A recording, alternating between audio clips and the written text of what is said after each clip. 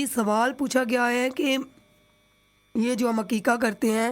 بچے جب پیدا ہوتے ہیں تو ان کے اوپر جو ہم عقیقہ کرتے ہیں، تو اس کے بارے میں انہوں نے پوچھا کہ کسی بہن نے پوچھا ہے کہ ان کی جو ہے وہ پوتی پیدا ہوئی ہے، تو کیا وہ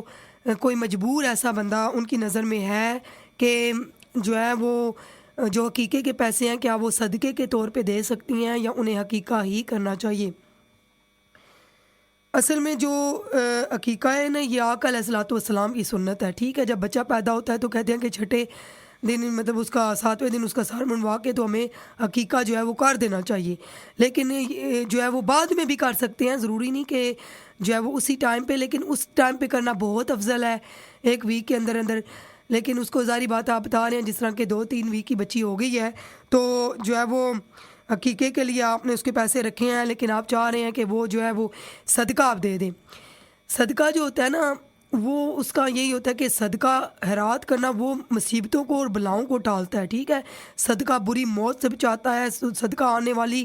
جو پریشانیوں سے، غموں سے جو ہے بچاتا ہے۔ صدقے کے تو فضائل اگر میں یہاں پہ گننے بیٹھ جاؤں تو دن رات اگر ہم گنے تو اس کو تو وہ تو کم ہے،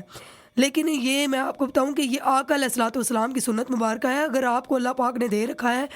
تو اس ٹائم پہ آپ نے جو عقیقے کے پیسے رکھے ہیں آپ صدقہ دے دیں، کسی اور ٹائم پہ آپ عقیقہ کر سکتے ہیں جب آپ سمجھیں کہ اب آپ کے پاس اتنے پیسے ہیں کہ آپ آسانی سے جو ہے وہ عقیقہ کر سکتے ہیں، کہ اس ٹائم پہ آپ کے کانوں میں آواز پڑ گئی ہے کہ کوئی بندہ جو ہے وہ بہت زیادہ مجبور ہے اور آپ صدقہ کرنا چاہ رہے ہیں، ٹھیک ہے؟ اور وہی پیسے ہیں آپ کے پاس جو آپ نے عقیقے کے لیے رکھے تھے، تو اس ٹائم پہ آپ ان کو صدقہ دے دیں، آنے والے ٹائم پہ آپ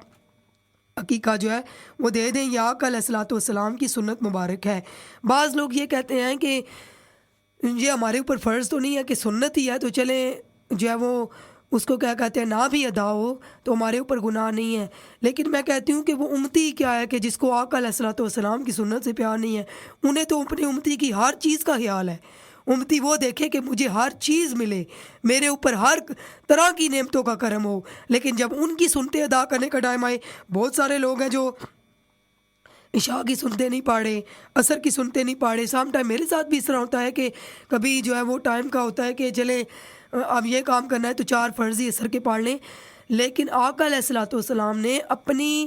جو ہے سنتے ادا کرنے والوں کو رحمت کی دعا دی ہے، تو وہ دعا جو آقا علیہ الصلوۃ والسلام کے دربار سے اپنے امتی کے لیے آئے تو اس سے افضل دعا تو ہو ہی نہیں سکتی۔ تو ہمیں کوشش کرنی چاہیے کہ جو ہے نا ہمیں سنت کو پوری طرح سے محبت کے ساتھ، عقیدت کے ساتھ ادا کرنا چاہیے۔ ایک صحابیہ آقا علیہ الصلوۃ والسلام کی بارگاہ میں ایک مرتبہ آئیں اور انہوں نے کہا، عرض کی یا رسول اللہ صلی اللہ علیہ وآلہ وسلم، میری کسی ایسے شخص سے شادی کروا دیں جو سارا دن عبادت کرتا ہو اور ساری رات عبادت کرتا ہو، میں ایسے شخص سے شادی کرنا چاہتی ہوں۔ آپ صلی اللہ علیہ وآلہ وسلم نے ایک صحابی کے ساتھ ان کی شادی کروا دی۔ کچھ عرصہ گزرا، وہ پھر آقا علیہ الصلوۃ والسلام کی بارگاہ میں آئیں اور وہ کہنے لگی کہ میں نے تو آپ سے کہا تھا کہ میری کسی ایسے شخص سے شادی کروا دیں جو صبح یعنی پورا دن عبادت کرتا ہو اور پوری رات عبادت کرتا ہو۔ تو آقا علیہ الصلوۃ والسلام نے فرمایا، کیا وہ عصر کی سنتیں پڑھتا ہے؟ یعنی جب وہ نماز عصر ادا کرتے ہیں تو عصر کی سنتیں پڑھتے ہیں؟ فرمایا جی یا رسول اللہ صلی اللہ علیہ وسلم، کہ وہ تو نماز عصر سے پہلے 4 سنت یعنی 4 سنت اور 4 فرض پڑھتے ہیں۔ آپ صلی اللہ علیہ وسلم نے فرمایا کیا وہ عشاء کی سنتیں جو ہیں وہ پڑھتے ہیں؟ تو آپ وہ صحابیہ کہنے لگی یا رسول اللہ صلی اللہ علیہ وسلم، انہوں نے کبھی نماز عشاء سے پہلے سنتیں نہیں چھوڑی، وہ 4 سنتیں پڑھتے ہیں۔ تو آپ صلی اللہ علیہ وآلہ وسلم نے فرمایا کہ جو عصر کی 4 سنتیں ادا کرے اسے پورا دن عبادت کا ثواب ملتا ہے، اور جو عشاء کی سنتیں 4 ادا کر لے اس کو پوری رات عبادت کرنے کا ثواب ملتا ہے۔ سبحان اللہ!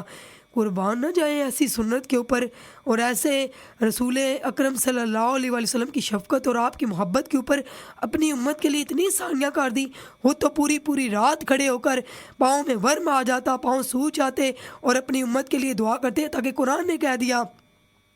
تو ہا ما انزلنا علیک القرآن لتشقی، یہ قرآن ہے محبوب علیہ الصلوۃ والسلام اس لیے تو نہیں نازل کیا گیا تھا کہ آپ مشقت میں پڑ جائیں، ارے وہ اپنی امت کے لیے جاگنا تھا، اپنی امت کے لیے رو کے دعائیں کرنا تھا،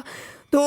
خود جو ہے وہ اتنا بوجھ اٹھا لیا اپنی امت کا، لیکن اپنی امت سے سارے بوجھ ہی ہلکے کر گئے۔ 50 نمازوں سے 5 نمازیں کروا دی، یہ امت کیوں نہ درود و سلام پڑھے اور اپنے آقا دو جہاں حضرت محمد مصطفیٰ صلی اللہ علیہ وسلم سے ٹوٹ ٹوٹ کر محبت اور عشق کرے کہ جس امت کے لیے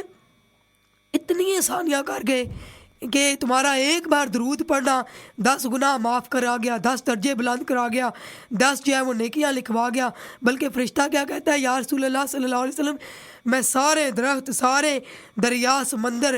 جانوروں کے بال اور جو ہے وہ کل عالمین کی ایک ایک چیز کو گن سکتا ہوں، لیکن جب آپ کا امتی سچے دل سے آپ پر درود و سلام پڑھتا ہے تو اللہ کی ذات اس پر جتنی رحمتیں اور برکتیں نازل فرماتی ہے وہ میں نہیں گن سکتا۔ سبحان اللہ۔ پڑھ کر درود ان پر معطر ہوئی حیات، پڑھ کر درود ان پر معطر ہوئی حیات، ان کا ذکر آیا تو مصائب پلٹ گئے۔ سبحان اللہ۔